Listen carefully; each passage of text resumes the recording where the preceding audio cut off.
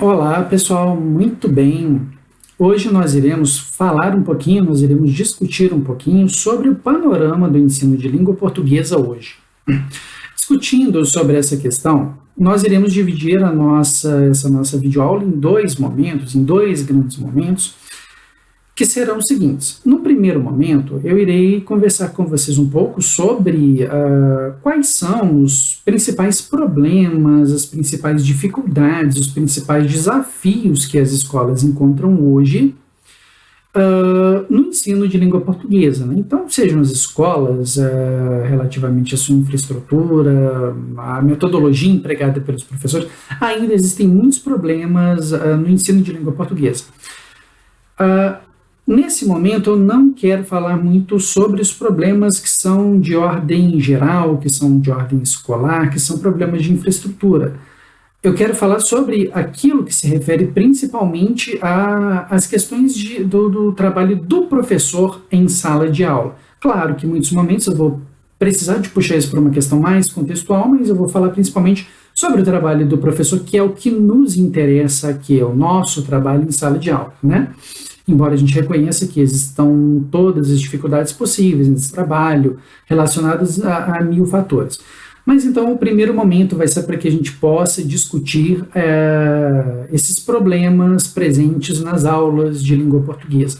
O segundo momento, ele é destinado para que a gente possa discutir um pouquinho das políticas oficiais para o ensino de língua portuguesa hoje, e para isso a gente vai trazer principalmente ali uma discussão sobre os documentos dos parâmetros curriculares nacionais. Irei focar principalmente nos parâmetros curriculares nacionais do ensino médio para linguagens, códigos e suas tecnologias, e nesse caso, mais especificamente também, em língua portuguesa. Então, aqueles conhecimentos de língua portuguesa, né, que nós podemos ver ali nos PCNEM, né, os parâmetros curriculares nacionais de ensino médio. Além disso, recentemente existe um documento que ainda está em fase de produção, que são a Base Nacional Comum Curricular, ou BNCC. É um documento que ainda está em fase de elaboração, e nós iremos discutir um pouquinho qual é o processo, qual a proposta desse documento, o que pode vir a partir dele, ok? Muito bem. Falando no primeiro momento, eu gostaria de fazer uma primeira contextualização com vocês, né? O ensino de língua portuguesa nas escolas. O que, na realidade, acontece nas escolas ali é muito interessante, porque existe muitas vezes uma distância muito grande do que acontece na escola e do que acontece na academia. As universidades, as pesquisas já trouxeram grandes avanços nas concepções de língua, de linguagem, de produção de textos. Existem campos teóricos muito sofisticados nessas discussões. Houve um avanço muito expressivo nas discussões, inclusive nas discussões relativas às metodologias do ensino de língua portuguesa. Mais especificamente, houve esses avanços no que se fala sobre o ensino de gramática e de produção textual, né? Nós vamos ver isso um pouquinho mais detalhadamente no módulo 3, quando a gente fala sobre o ensino de literatura. O ensino de literatura, ele não trouxe avanços tão expressivos agora que se começa a discutir isso com uma profundidade um pouco maior, mas no ensino de língua portuguesa houve avanços, inclusive em sala de aula. Em sala de aula a gente já pode observar nas políticas públicas, as provas, processos de seleção, o próprio Enem traz alguns avanços em relação a isso. Agora, ainda existem muitos problemas, por mais que tenham havido avanços na academia, nessa discussão, eles ainda não chegaram totalmente à escola, ainda existe uma distância muito grande entre o que é feito na academia e o que é feito na escola. E aqui a gente precisa de pensar uma série de questões, né? Claro, a escola sempre, quando nós estamos trabalhando, temos o nosso papel como professores, mas existe uma série de questões que muitas vezes dificultam o nosso trabalho. Entre essas questões, muitas vezes existe uma concepção muito tradicionalista da escola em que estamos trabalhando, principalmente quando nós estamos trabalhando com escolas particulares. São escolas que têm cujo principal objetivo é de vender um determinado produto.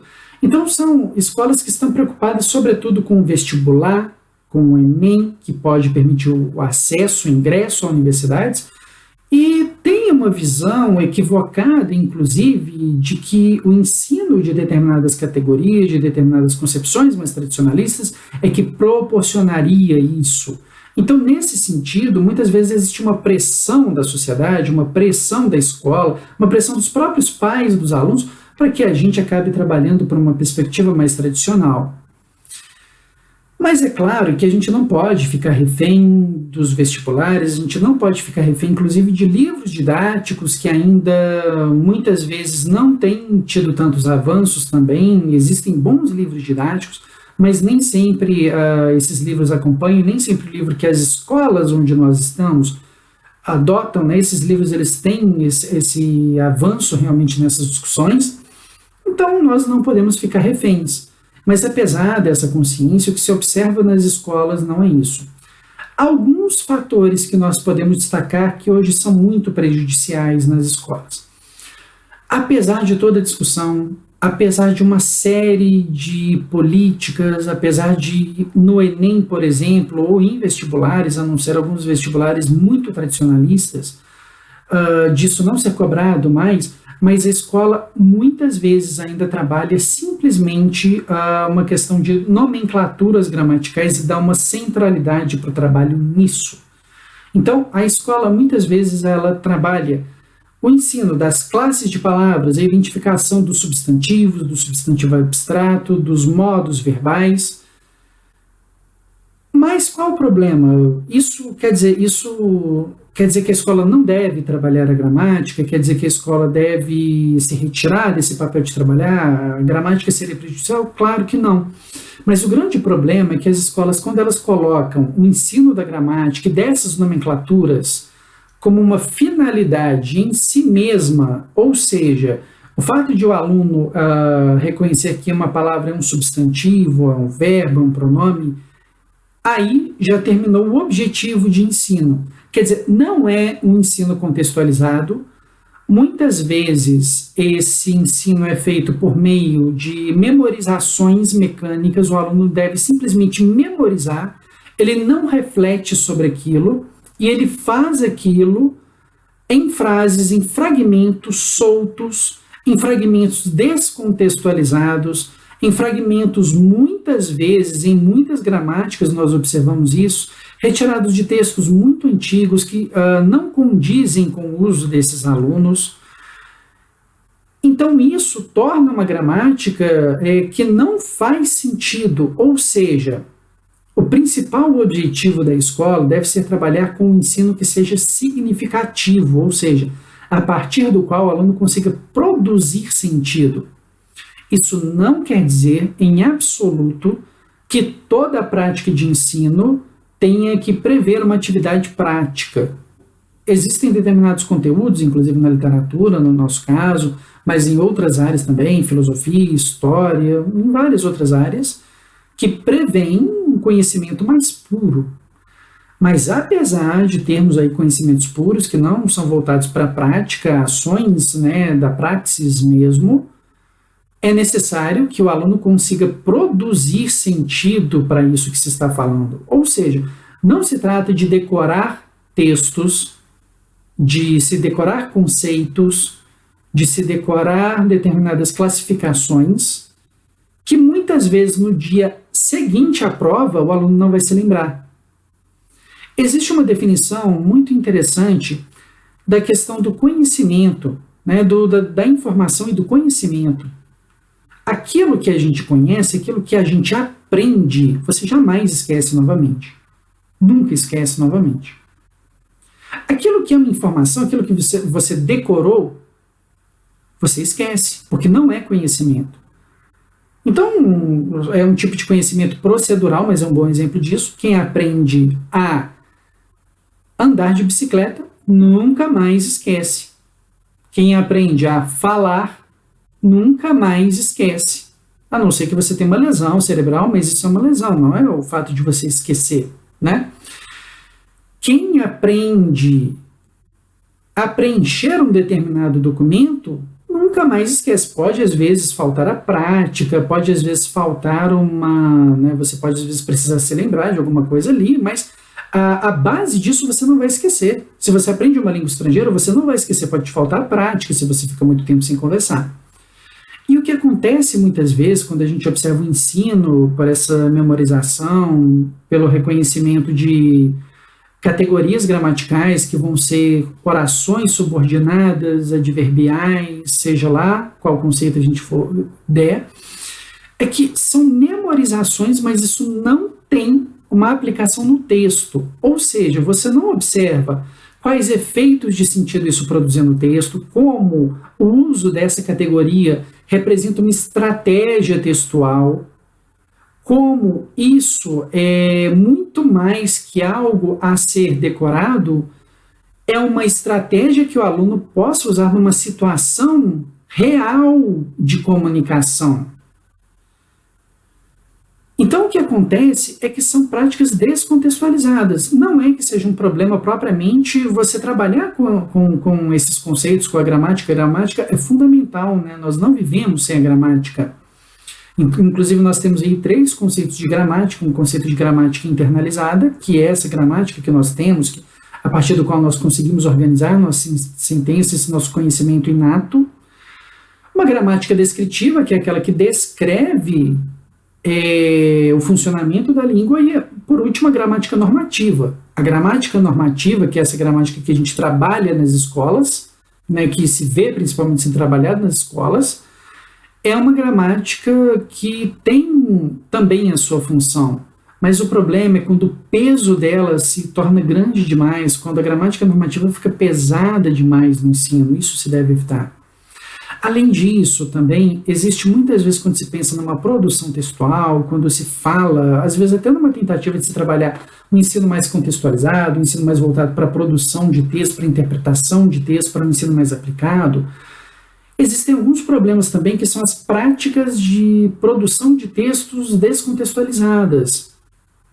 É muito comum ainda que se trabalhe com os alunos um determinado comando de uma atividade, uma frase solta para a produção de textos, uma frase a partir da qual não se discute, não se fala sobre a função de um determinado gênero textual, não se discute as situações de uso, as funções que esse gênero textual tem em determinado contexto de circulação social, não se fala sobre as características discursivas desse gênero e simplesmente deixa para que ele possa trabalhar ali. Então, se a argumentação, aquela explicação muito superficial, muito básica, de que a argumentação é o texto que se tenta convencer o interlocutor de uma determinada ideia, de uma determinada ideologia, e não se trabalha algo mais aprofundado.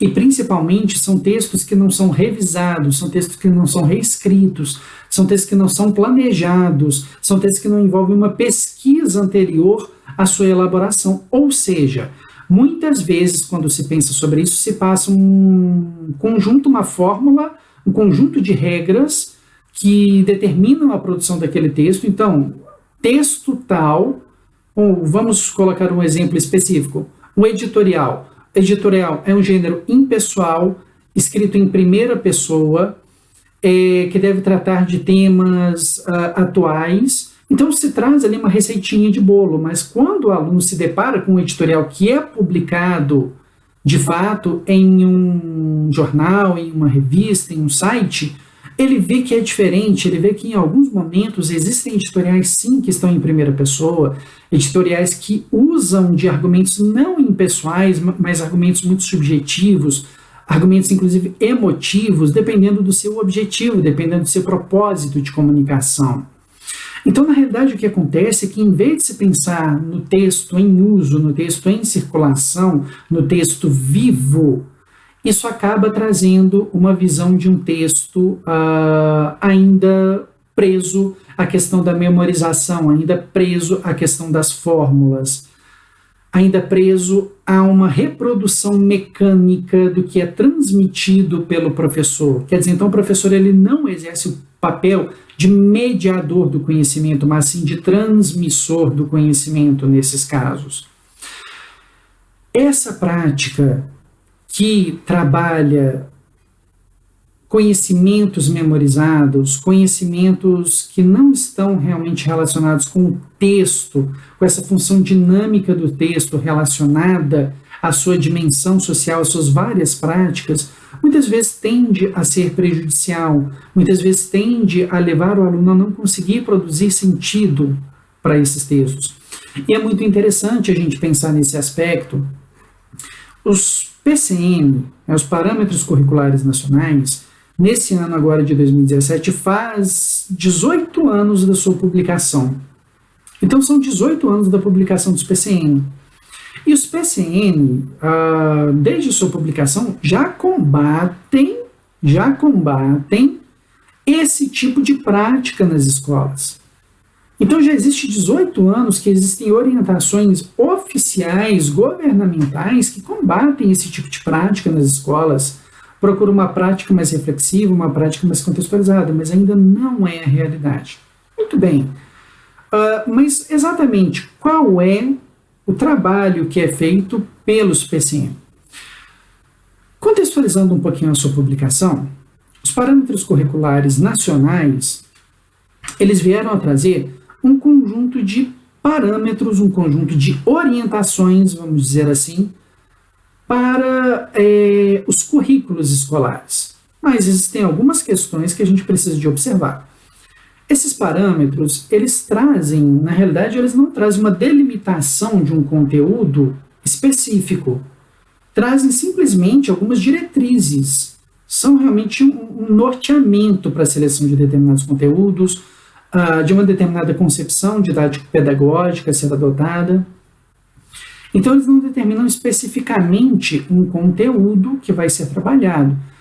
Essa questão do conteúdo, que vem de uma forma um pouquinho mais concreta, vem com a Base Nacional Comum Curricular, que é esse documento que vem sendo elaborado em 2015 e durante todo o ano de 2016.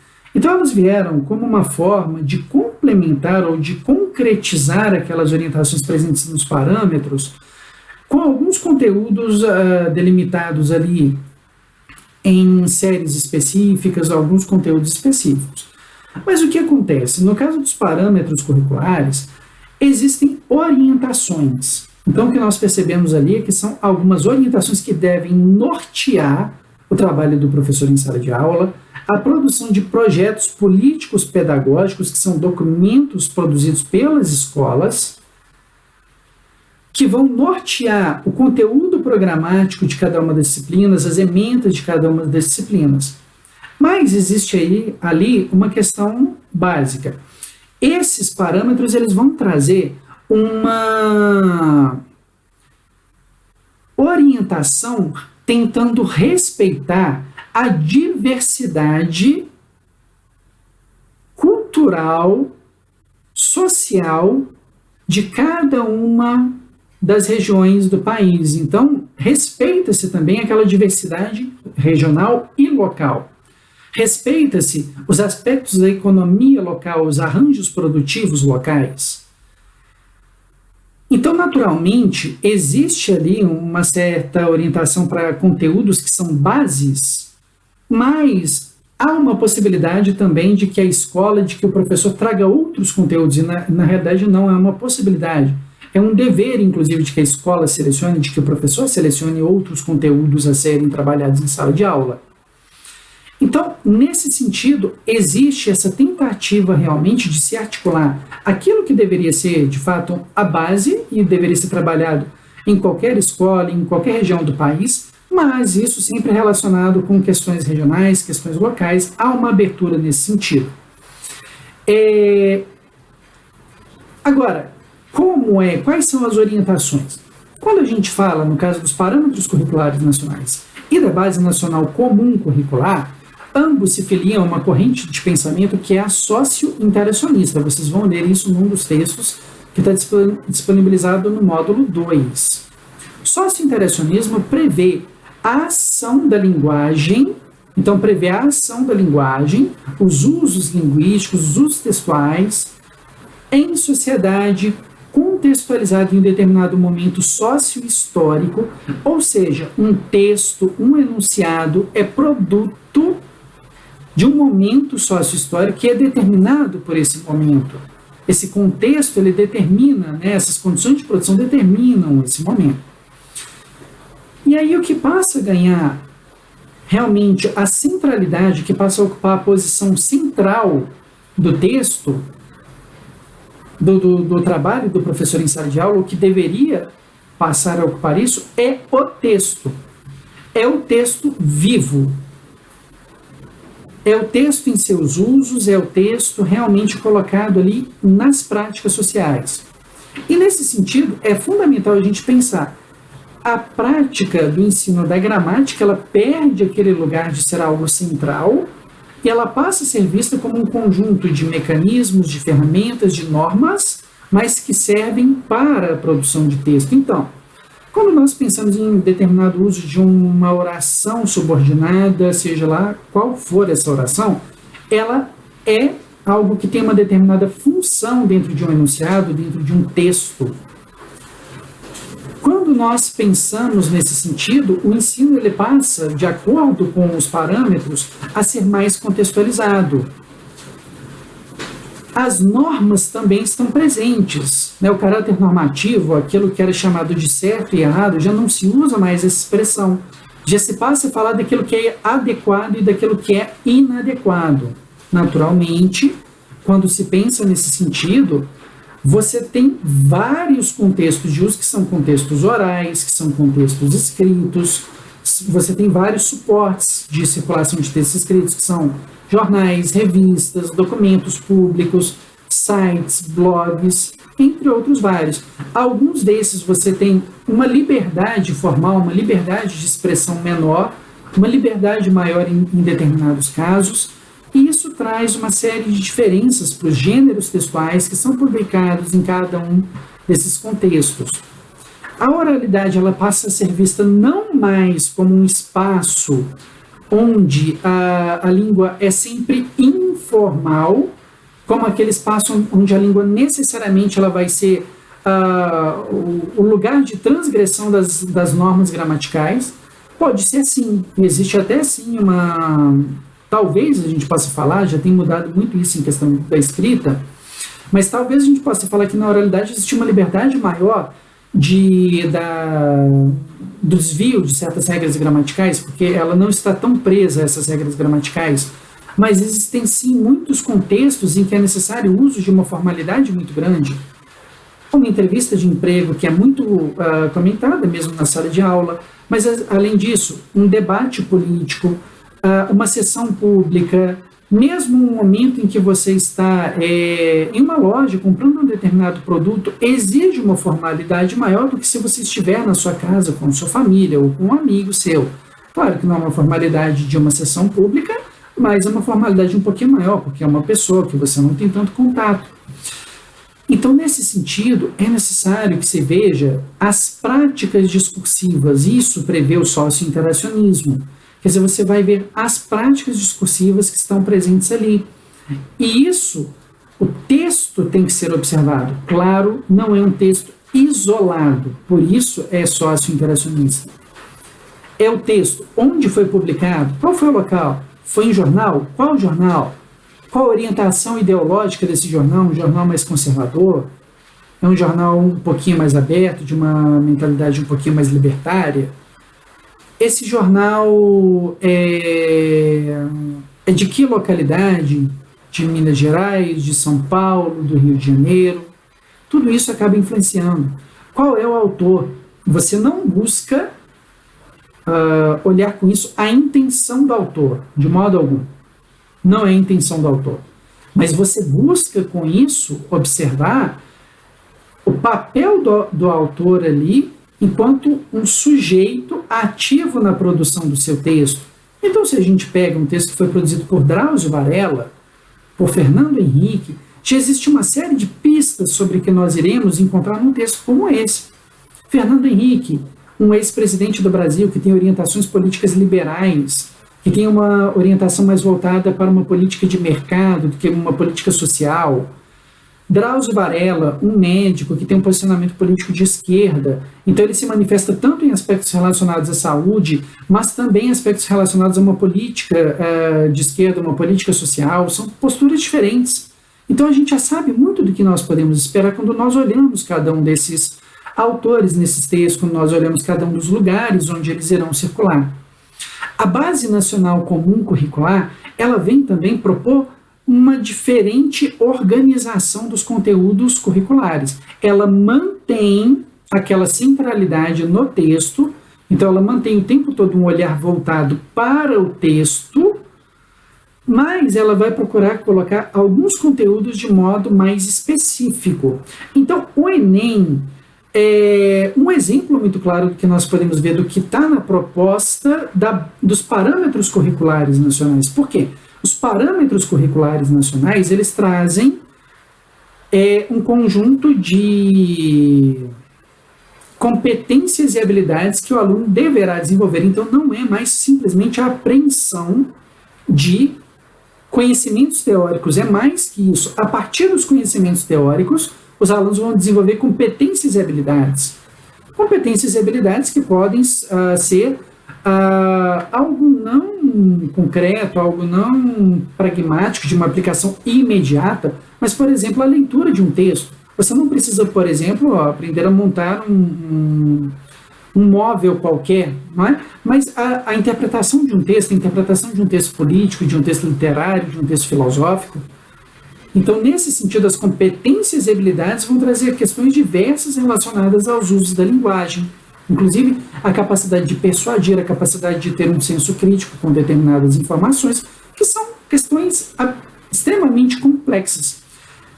Vindo na esteira dos parâmetros curriculares nacionais, o que a Base Nacional Comum Curricular, o BNCC, vai fazer é justamente trazer esse diálogo com as habilidades e competências e vai criar uma série de objetivos. Então, não é que se coloque necessariamente o modo como certos conteúdos vão trabalhar, e os conteúdos não são também tão fechados.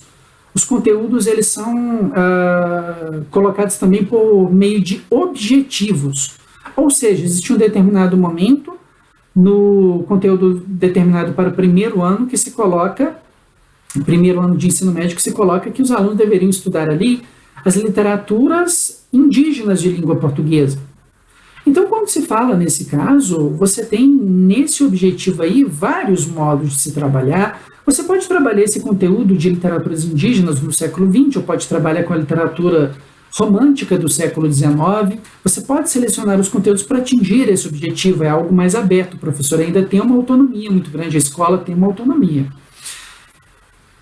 É claro que esse documento recebeu diversas críticas, recebeu diversas sugestões, então ao longo do ano de 2016 foram feitas várias sugestões, foram milhares de sugestões. Então esse documento ainda está em fase de elaboração e é necessário a gente ter também em mente que com as mudanças políticas, as mudanças governamentais, pode ser que haja também algumas mudanças de orientação desse documento, pode ser que existem algumas mudanças estruturais mais profundas nesse documento em relação ao que ele já apresenta. Como um exemplo, tem sido muito debatido na mídia ultimamente as medidas provisórias e a proposta de emenda constitucional relativa ao ensino básico no Brasil.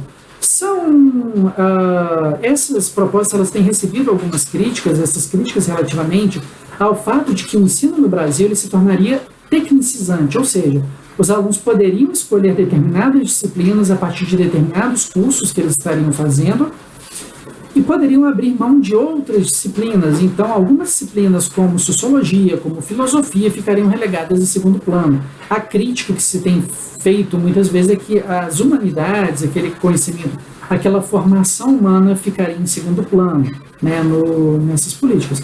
Então, é claro, tem sido feitas essas... Tem sido algumas questões que são feitas pelo governo federal, a gente ainda não sabe o que vai se manter, o que vai ser retirado, no caso especificamente da Base Nacional Comum Curricular, mas ela recebeu diversas sugestões. Entre as sugestões, existem algumas críticas específicas também a alguns fatos. Críticas relacionadas ao fato de que, por mais que haja uma abertura, ainda não se contempla aquelas variações, variedades regionais e locais, das culturas locais, dos usos locais, dos vocabulários, dialetos locais, do entrecruzar ali de uma língua indígena com uma língua portuguesa, por exemplo, presente na Amazônia, em determinadas localidades, que a presença com comunidades indígenas é mais presente, mais intensa. Existem também alguns problemas de ordem conceitual, quando se fala, no caso da Base Nacional Comum Curricular, que foram apontados, isso tem procurado ser revisto também. Então, ainda é um texto que vai caminhar um pouco, talvez no final de 2017 nós vejamos uma versão definitiva desse documento, mas ainda é um documento em elaboração e que pretende trazer já algumas orientações. Para aqueles que já trabalharem como professores, ele já traz uma orientação muito interessante para o trabalho em sala de aula, para a seleção dos conteúdos, né? Tem algumas mudanças importantes, inclusive, no caso, eu até comentei um exemplo de literatura. Em literatura, Base Nacional Comum Curricular, ela vai partir para aquilo que é mais próximo dos alunos, para depois partir para algo que é mais distante, ou seja, pensando numa questão historiográfica, tem o objetivo de partir daquilo que é mais próximo dos alunos, da literatura do século XXI, do século XX, para depois se entrar num diálogo com literatura de momentos passados, sem falar jamais, claro, em escolas literárias. Não se fala em escolas literárias como romantismo, realismo, modernismo, é muito mais aberto, tem uma proposta muito interessante nesse sentido. Então, para aqueles que já estiverem na realidade em sala de aula, já é um documento muito interessante. Claro, tem possibilidade de mudanças, mas já existem algumas orientações, já existem algumas perspectivas do que vai vir aí pela frente. Muito bem, pessoal, por hoje é isso, ok? Até mais.